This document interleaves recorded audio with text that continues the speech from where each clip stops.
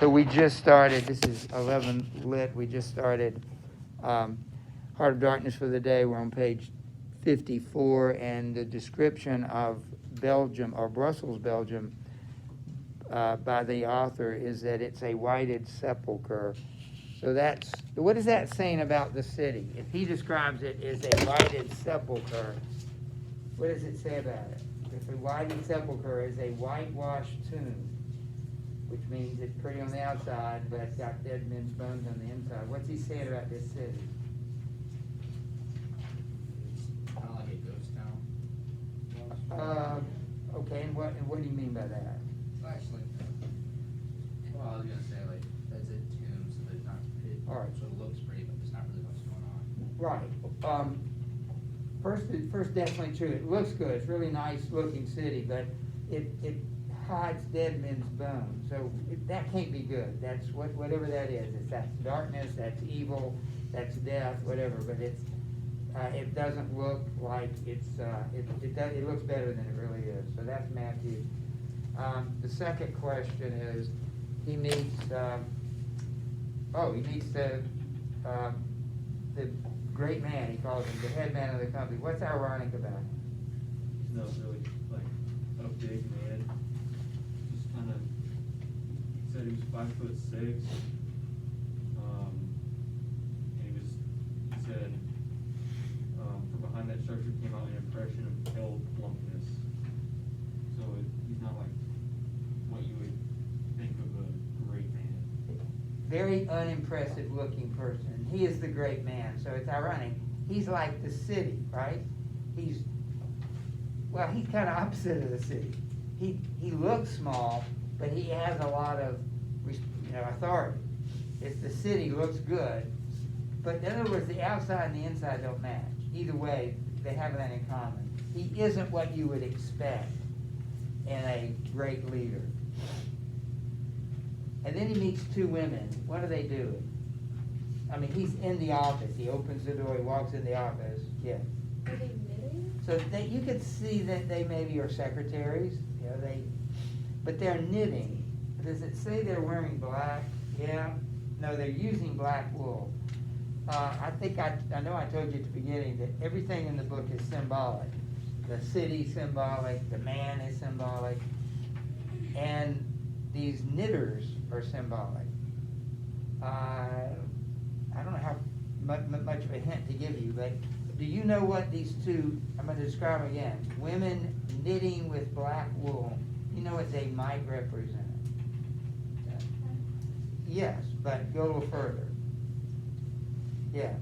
I know when you wear black, that means that like death and funeral. So yes, we are talking about death, but can you take it a little bit further?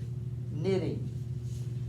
They're like Indian. They are. Can you think of a Greek myth that these people might fit into? Two women knitting. Oh. Yeah. Sorry. Fates. The Fates. So what were the Fates? Fates. What were they knitting? Oh, When you say fate, what does that mean? It's like their future, like their destiny. Yes. What are you gonna say? Okay. All right. Well, that was it. Their future, their death. So they're knitting their destiny. Wow. What's the deal there? What is that saying about Brussels? What is it saying about the company? It says that they're controlling, they're in control of people's fates, countries and individuals. That's a lot of power. So this idea of imperialism is definitely affecting other people. All right, so we've done Friesleven. That was number 16. So let's keep going. He goes to visit a doctor. You want? Yeah. Okay. Is it in about 40 seconds? Yeah. In about 45 seconds, I found myself again in the waiting room with the compassionate secretary, who, full of desolation and sympathy, made me sign some document. I believe I undertook, amongst other things, not to disclose any trade secrets. Well, I'm not going to. I began to feel slightly uneasy. You know, I'm not used to such ceremonies, and there was something ominous in the atmosphere. It was just as though I had been led into some conspiracy. I don't know, something not quite right. I was glad to get out. In the outer room, the two women knitted black wool feverishly. People were arriving, and the younger one was walking back and forth, introducing them. The old one sat on her chair. Her flat cloth slippers were propped up on a foot warmer, and the cat reposed on her lap. She wore a starched white affair on her head, had a wart on one cheek, and silver-rimmed spectacles hung on the tip of her nose. She glanced at me above the glasses. Swift and indifferent placidity of that look troubled me. Two youths with foolish and cheery countenances were being piloted over, and she threw at them the same quick glance of unconcerned wisdom. She seemed to know all about them and all about me, too. An eerie feeling came over me. She seemed uncanny and faithful. Often far away, there I thought of these two, guarding the door of darkness, knitting black wool as for a warm fall. One introducing continuously to the unknown, the other scrutinizing with cheery and foolish faces with unconcerned old eyes. Old knitter of black wool, Morituri te salutum. Not many of those she looked at.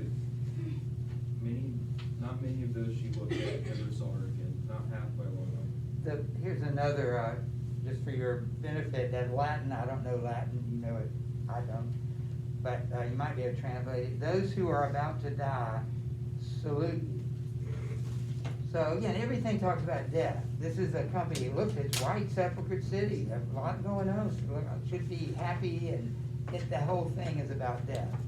And and how does he feel about it? How does Marlowe, what's the feeling he gets while being in it? Yeah.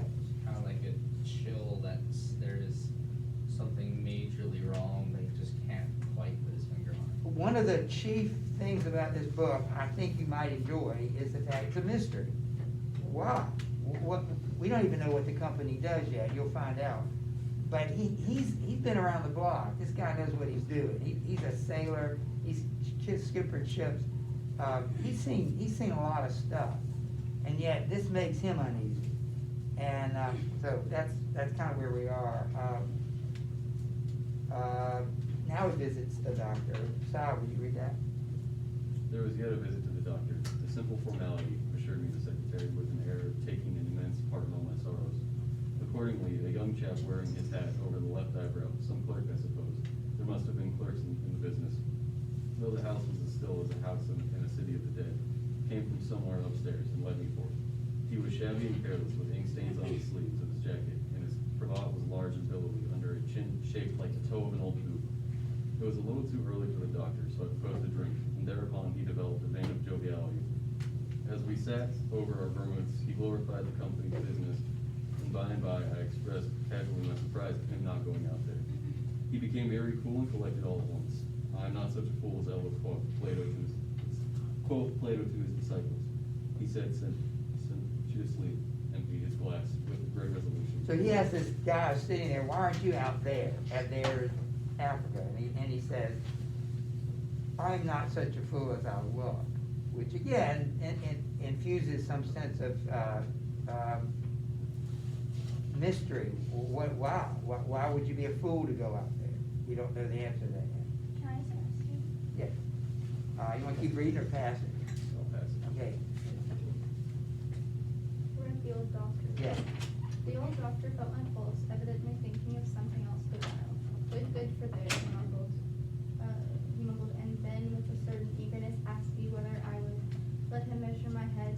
Rather surprised, I said yes, when he produced a thing like calipers and got the dimensions back and front in every way, taking notes carefully.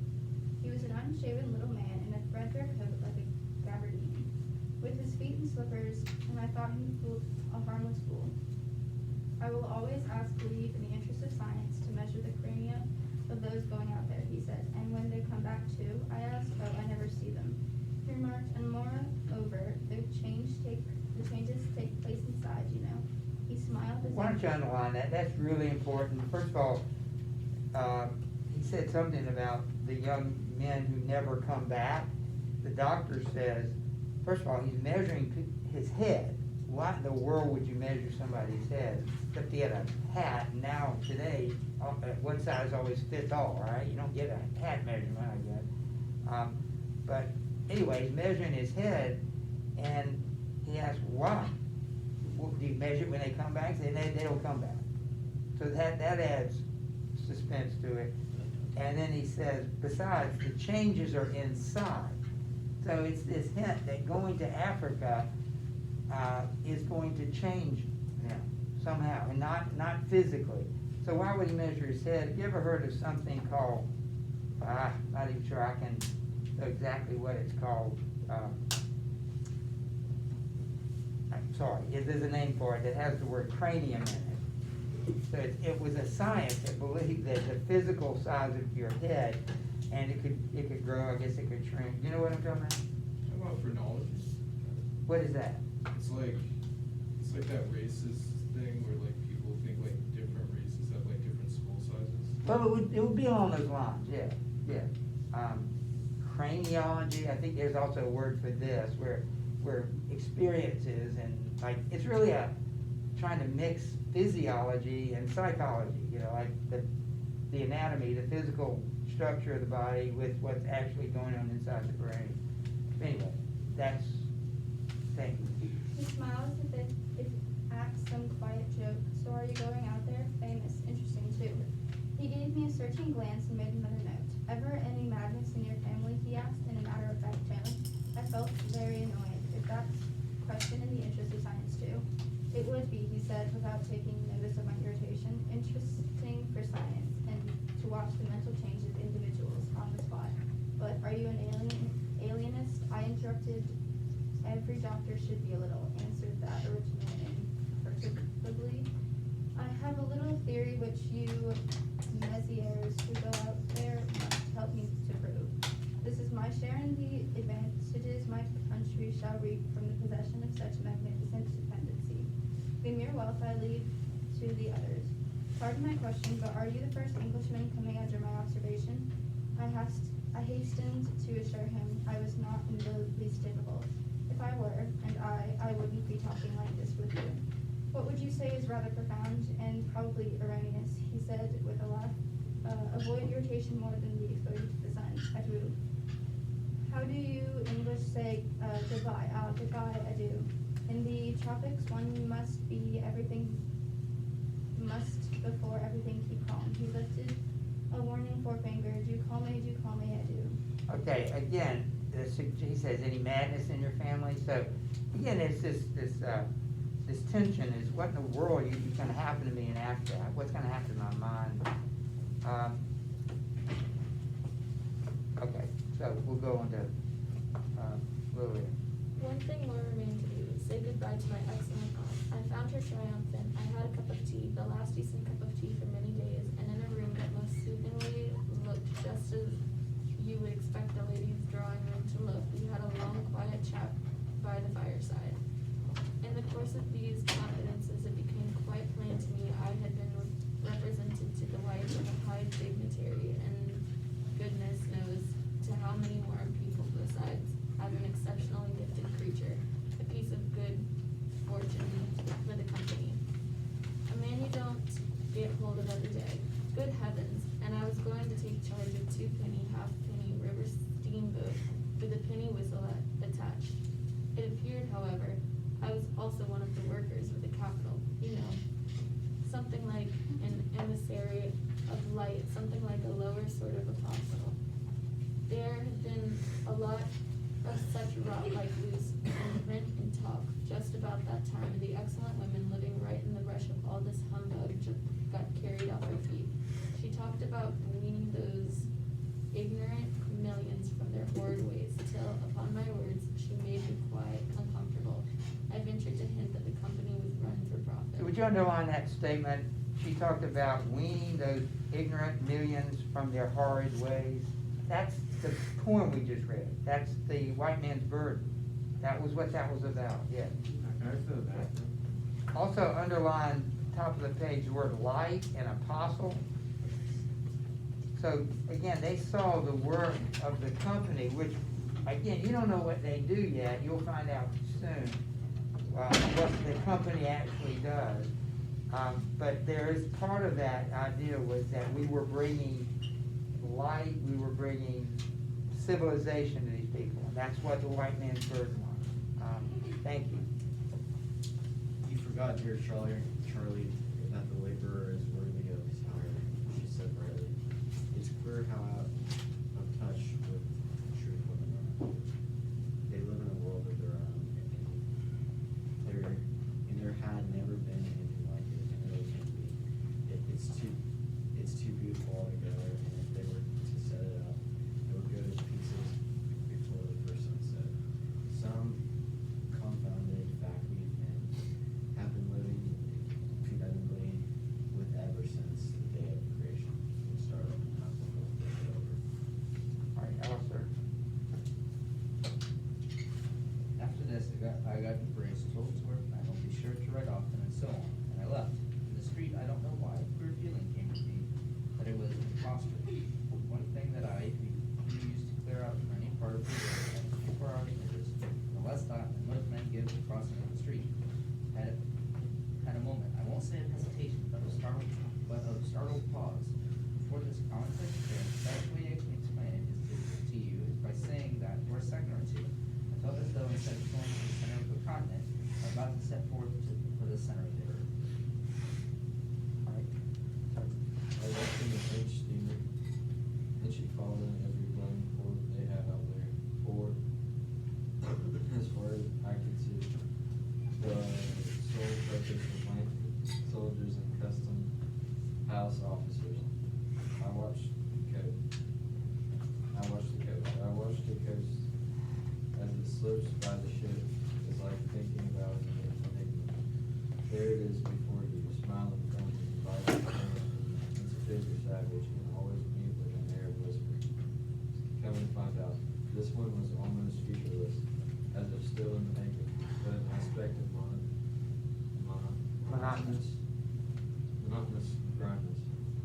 The edge of a colossal jungle so dark green as to be almost black, fringed with white surf, ran straight like a rule line, far, far away along a blue sea, whose glitter was blurred by creeping mist. The sun was fierce, the land seemed to glisten and drip with steam. Here and there, grayish, whitish specks showed up, clustered inside the white surf, and a flag flying above them. Perhaps settlements, some centuries old, still no bigger than pinheads on the retouched expanse of their background. We pounded along, stopped, landed soldiers, went on, landed custom house clerks, the levy told, in what looked like a godforsaken wilderness, with a tin shed and a flagpole off it. Landed more soldiers to take care of the custom house clerks, presumably. Some, I heard, got drowned in the surf, but whether they did or not, nobody seemed particularly to care. I'll pass it. That's good. I'm trying to find, I was looking, all right, so anyway, all right, I got you. Okay. Turn to question number 17. You know now why the doctor measured their head, right? Marlo's head. Wow. It foreshadows he's gonna have a change to his mind while he's away. Probably he's gonna go insane or something like that. Yeah, did you hear that? It foreshadowed the change that was gonna come inside Marlo. But I wrote the word on the board, it is craniology, and Walker, it sounds exactly like what you were describing, because it was used to say different races had different shaped skulls, and that affected their brains, or it reflected their brains or something. Anyway, that's what this was about. The main thing is that something's gonna happen to you in Africa. When you go to Africa, you will not stay like you are, it's gonna change you. Look at 18, and we actually, so the answer of this is on page 50, so it's almost 10 pages ago, but I think this is the place to answer it. It says, what attitude toward colonization does the author have? Well, on page 50, you can summarize this, but I'm going to read it to you. The conquest of the earth, which mostly means taking it away from those who have a different complexion or slightly flatter noses than ourselves. It's not a pretty thing when you look into it too much. So his view of colonization or imperialism as it's really conquering people that look different than we are. That's a pretty good description of it. It's conquering people that look different than we do. And then here, it looks like a pretty chaotic affair. They let people out in boats, soldiers, to go on shore, and some of them die, they drown, they disappear. So it doesn't look like there's a lot of efficiency in this process.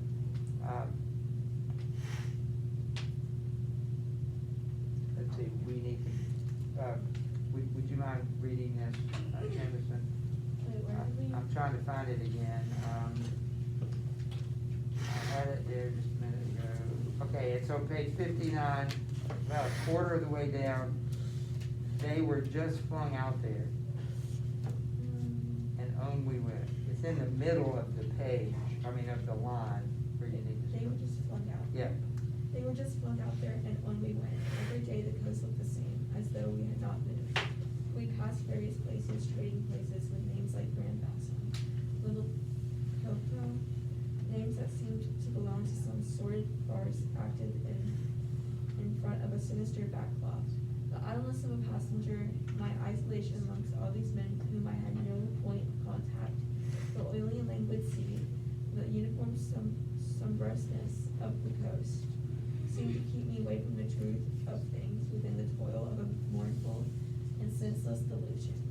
The voice of the surf had now and then was a positive pleasure, like the speech of a brother. It was something natural that had its reason, that had a meaning. Now and then a boat from the shore gave one a momentary contact with reality. It is pallid like black fellows. You could see from afar the whites of their eyeballs glistening. They shouted, sang, their bodies streamed with perspiration. They had faces like grotesque masks, these chaps, but they had bone like muscle, a wild vitality, an intense energy of movement that was as natural and true as the surf along their coast. They were no excuse for being there. They were a great comfort to look at. For a time, I would feel I belonged still to a world of straightforward facts. But the feeling would not last long. Something would turn up, scared away. Once I remember we came upon a man of war anchored off the coast. There wasn't even a shed there. She was shelling the bush. It appears the French had one of their wars going on thereabouts. Her inside dropped, limp like a rag. The muscles of the long 6-inch gun stuck out all over the low hull. The greasy, slimy swell swung her up lazily and let her down, swaying her thin mast. In the empty immensity of earth, sky and water, there she was, incomprehensible, firing into a continent. Pop would go one of the 6-inch guns. A small flame would dart and vanish. A little white smoke would disappear. A tiny projectile would give a feeble screech, and nothing happened. Nothing could happen. There was a touch of insanity in the proceeding, a sense of lugubrious drollery in the sight, and it was not dissipated by somebody on board assuring me earnestly there was a camp of natives, he called them enemies, hidden out of sight somewhere. all right, look at question number 19. How does Marlowe describe the coast of Africa? What mood does he create on these pages? Did you notice how he described it? It was always the same. It was just surf, beach, jungle. And it seemed to go on forever, because they're sailing south. You can picture the Atlantic Ocean. They're sailing east of Africa with, on their east, they see just, it's monotonous jungle. It's all it is. This is what is the mood. Did you notice anything about the mood? They don't have anything to do. The passengers are sitting there. It goes on day after day. So it's kind of here's some words to describe it: idleness, isolation, languid, delusion. So it's this sense of you know, when you get hot and it's a summer afternoon, everything's kind of dead, it's just really hot and nothing's happening. That's the feeling. You just, you want to fall asleep. All right, so that's the mood. But this is not a question, but I want to point it out. Look on page 59, about 3/4 of the way down. They shouted, saying, you see that? It's toward the middle of a line. I want you to underline that. They shouted, saying, their bodies streamed with perspiration. They had faces like grotesque masks, these chaps, but they had bone, muscle, a wild vitality, an intense energy of movement that was as natural and as true as the surf along the coast. Now remember, Africa's supposed to be uncivilized, right? It's supposed to be savage. And the Europeans are bringing the truth and the light to Africa. They're going to civilize them. But notice what's happening to the Europeans. On this ship, what's literally the medical reason why Europeans moving toward the equator, and especially when you get into Africa, what literally is probably happening to them? Like, what danger would you and I be in if we stepped out on near the equator of Africa right now? What particular danger would we be in? Yes, what else? Sunburn. Yes, what else? It's actually Mr. Greer and his family contracted this, at least some of the kids did. Malaria. So there's something, I probably couldn't get it on board the ship, but that, because it kind of weakens your defenses, you know, the weather just kind of saps you, you're probably more vulnerable to getting malaria. Malaria, as I understand it, is the kind of thing is you get it and you never unget it. It never leaves your body. It just lies dormant. It's like chicken pox. You know about chicken pox. If you had it, then you could get shingles when you get older, which seems like an odd pair. But older people get shingles and it hurts. It's the nervous system. But if you're a kid and if you've ever had chicken pox, I think you're good. You don't have that in them. So malaria is the same way. If you ever had it, you could get it again. They do take medicine for that. It's very treatable. I think one of Mr. Greer's children, or maybe a couple, maybe it was Seth or Eli was, I thought it was Eli, maybe Seth. You remember them? The Greer? You remember the sons? They're older than you. But anyway, that's sort of what's being described. Yeah. But notice the natives. Did you underline that? The natives aren't sick at all. Look at them. Their bodies streamed with perspiration. They had bone, muscle, wild vitality, energy of movement, natural and true as the surf along the coast. So he's beginning to see that they're certainly wild in a sense, but there's something vital and attractive about these people that he's not seeing in the European. So this idea that Europe is bringing the truth or the light to Africa, maybe Africa has some things to teach Europe, is kind of the point. And one more thing, there's not a question. Is there a question? Yes, number 20. The next question. What idea is behind the image of the French warship firing into the continent? We learned later that the picture was a French warship lobbing artillery shells into the jungle. Like not aiming at anything, just lobbing them in there. You know how you throw something and you know, it's just going to land somewhere, except they never see where it lands. And we'll learn later that the sailors on board that ship are dying. They've got the malaria, and so they're dying. What, again, symbolically, what does that image, what kind of is the message of that image?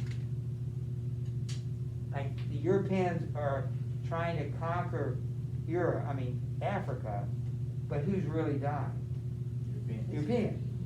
Do they know if any of the Africans are dying? They might be, but they don't know. And so it's like an aimless, inefficient artillery barrage, but they're being killed. So the continent is getting its revenge. While they're aimlessly shooting, no telling if they're hitting anything, the continent, through malaria, is killing the French sailors.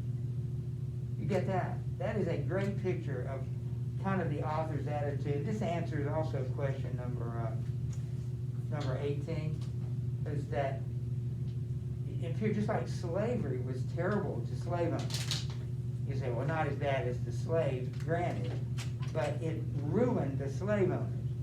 It made them, it ruined their morality, it ruined their character. Do you remember Buck and Huck, Buck Grangerford? Buck Grangerford, his family was in the feud, you remember that? I got a few knowledge. Buck had a slave, and they gave Huck a slave. And Huck said his slave didn't have anything to do. Because he wasn't used to telling other people, do this for me, do that for me, go get this. Buck had grown up telling people what to do. I don't know, are you like that? Don't answer it, but think about it. Do you like people to do things for you? Like maybe little brothers, sisters, whatever, parents? You like to say, would you get this for me? Would you get that for me? And I've probably been like that, but I don't like to do that anymore. I don't like to ask people to do things that I know I can do for myself. Like if I'm lying down, I don't want to go up and get something. I've learned, this is probably not good for me, that I start bossing people around to go get things for me. When I'm quite capable of staying in, if I had a broken leg, broken arm, that'd be different. But none of us do. And so I think that's one way, when you're in control of other people, have the authority, if you misuse it, that's not good for you. It makes you weak, it makes you dependent on other people. So we will start this, again Monday, tomorrow after the test. And you have, I'll get it to well, you. it's just gonna hang out there, and it's killing your grades. So Yeah. I will be working on your tests tomorrow. It's possible I might finish them. That'd be great. I'd love to be able to do that. But Oh, crap, yeah. I want you to keep this. Yeah, just wanna make sure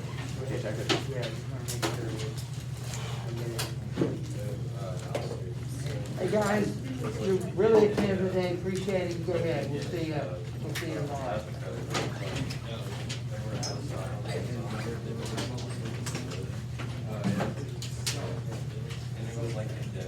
That was all I've been. Not even. Yeah, because like the one that isn't made for fine cuts, with like sheet.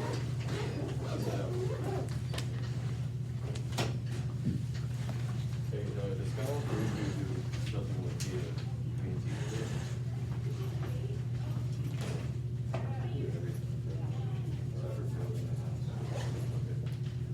Because I got a coworker